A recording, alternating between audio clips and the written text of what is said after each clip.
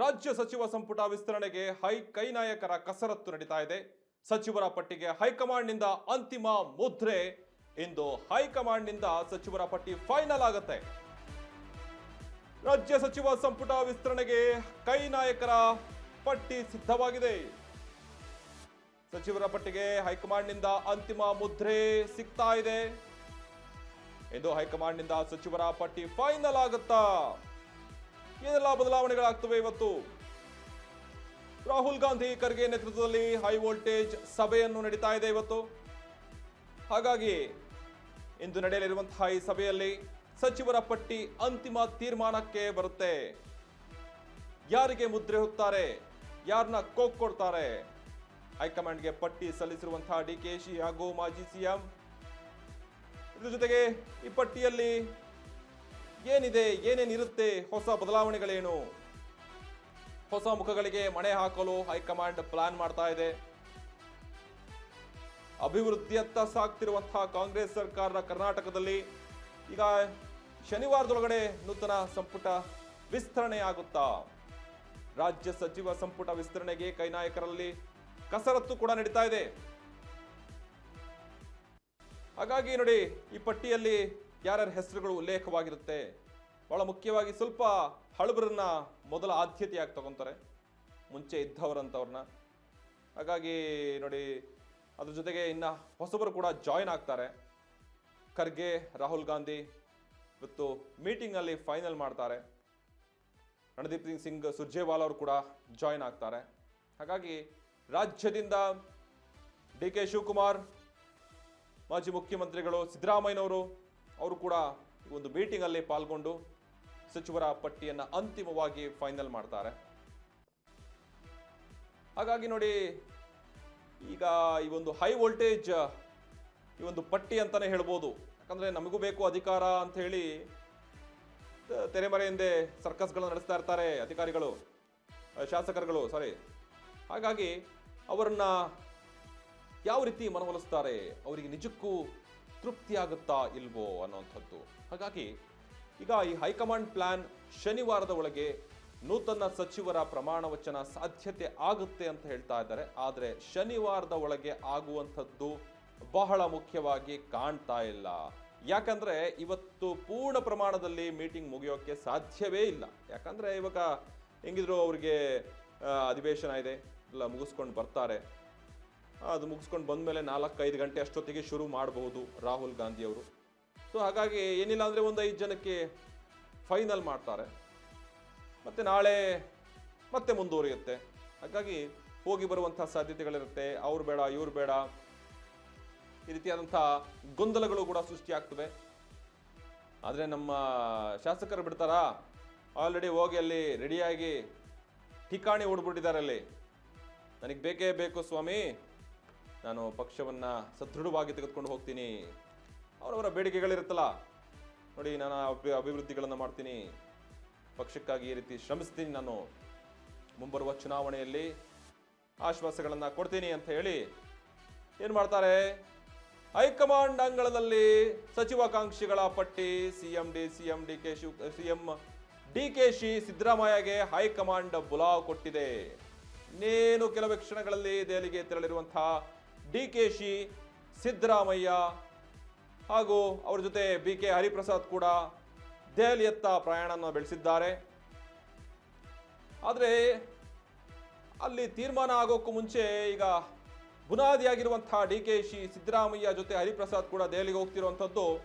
ಇವರ ಬಳಿ ಕೂಡ ಒಂದು ಪಟ್ಟಿ ಇರುತ್ತೆ ನೋಡಿ. ನಮ್ಮ ಬಣದಲ್ಲಿ, ಸಿದ್ದರಾಮಯ್ಯ ಬಣದಲ್ಲಿ ಒಂದಿಷ್ಟು ಶಾಸಕರು, ಹಾಗೆ DK ಶಿವಕುಮಾರ್ ಅವರ ಬಣದಲ್ಲಿ ಒಂದಿಷ್ಟು ಶಾಸಕರು, AICC ಅಧ್ಯಕ್ಷ ಮಲ್ಲಿಕಾರ್ಜುನ ಖರ್ಗೆ ಅವರ ಬಣದಲ್ಲಿ ಕೂಡ ಕೆಲವೊಂದಿಷ್ಟು ಶಾಸಕರನ್ನ ಪಟ್ಟಿಯನ್ನು ಸಿದ್ಧವಾಗಿ ಇಟ್ಕೊಂಡಿದ್ದಾರೆ. ರಣದೀಪ್ ಸಿಂಗ್ ಸುರ್ಜೇವಾಲಾ ಜೊತೆ 1-to-1 ಮೀಟಿಂಗ್ ನಲ್ಲಿ ಇವತ್ತು ಫೈನಲ್ ಆಗ್ತಾ ಹೋಗುತ್ತೆ. ಆಲ್ಮೋಸ್ಟ್ ಫೈನಲ್ ಆಗುತ್ತೆ, ಅರ್ಧದಷ್ಟು ಆಗಬಹುದು. ಹಾಗಾಗಿ ಕೈ ನಾಯಕರಿಗಾಗಿರ್ಬೋದು, ಆಕಾಂಕ್ಷಿಗಳಿಗೆ ಒಂದಿಷ್ಟು ಟೆನ್ಷನ್ ಅಂತಾನೆ ಕೂಡ ಹೇಳ್ಬೋದು. ಇನ್ನೇನು ಕೆಲವೇ ಕ್ಷಣಗಳಲ್ಲಿ ದೆಹಲಿಗೆ ತೆರಳಿರುವಂತಹ ಡಿಕೆಶಿ, ಸಿದ್ದರಾಮಯ್ಯ ಈ ಪಟ್ಟಿಯನ್ನ ಕೈಲಿಡಿದುಕೊಂಡು ಅವರ ಒಂದು ವೆಯ್ಟ್ ಮಾಡ್ತಾ ಕೂರ್ತಾರೆ. ಅದಾದ ಮೇಲೆ ಅಲ್ಲೊಂದಿಷ್ಟು ಕೆಲವೊಂದು ಚರ್ಚೆಗಳು ನಡೀತಾವೆ.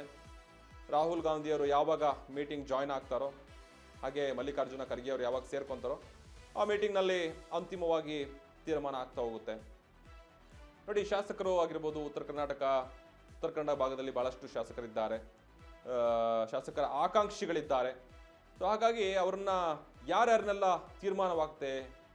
ಯಾಕಂದರೆ ಇವಾಗ ಕೆಲವೊಂದಿಷ್ಟು ಕಾಮಗಾರಿಗಳು ಕೂಡ ಇನ್ನು ನಿಧಾನಗತಿಯಲ್ಲಿ ಸಾಗ್ತಾ ಇದೆ.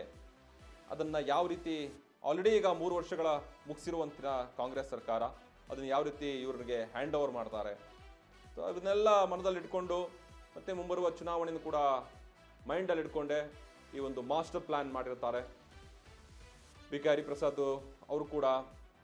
ಯಾಕಂದರೆ ಪಕ್ಷದಲ್ಲಿ ಬಹಳ ಸದೃಢವಾಗಿ ತೊಡಸ್ಕೊಂಡಿರುವಂಥವ್ರು.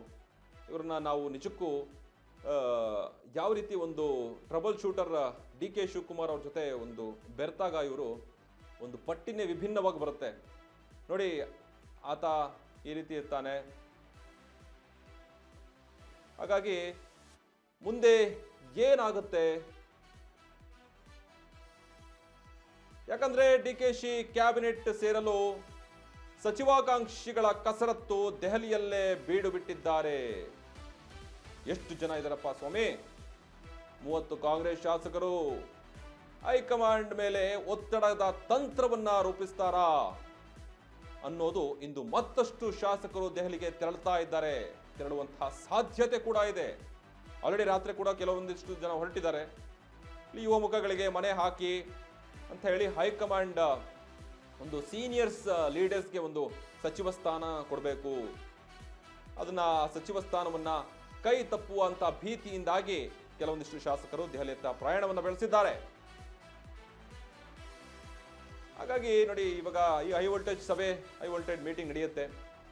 ಈ ಮೀಟಿಂಗಲ್ಲಿ ತೀರ್ಮಾನ ಆಗ್ತಾ ಹೋಗುತ್ತೆ. ಈ ಶಾಸಕರು ಹೋಗಿ ಏನು ಸುಮ್ಮನೆ ಇರಲ್ಲ.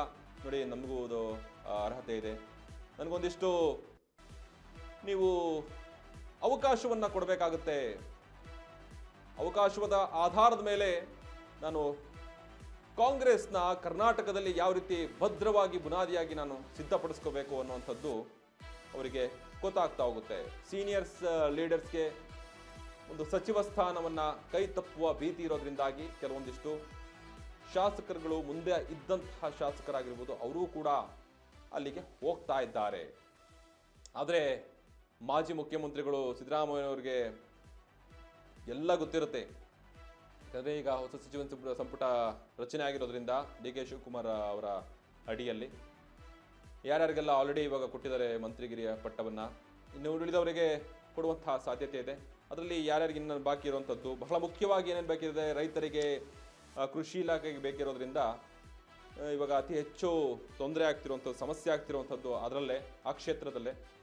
ಹಾಗಾಗಿ ಅದನ್ನು ಪ್ರಾಮುಖ್ಯತೆಯಾಗಿ ತಗೊಂಡು ಅದನ್ನು ಮೊದಲನೆಯದಾಗಿ ಅವರು ತೀರ್ಮಾನವನ್ನು ಕೈಗೊಳ್ತಾರೆ. ಅದಾಗ್ತಾ ಹೋಗ್ತಿದ್ದಂತೆ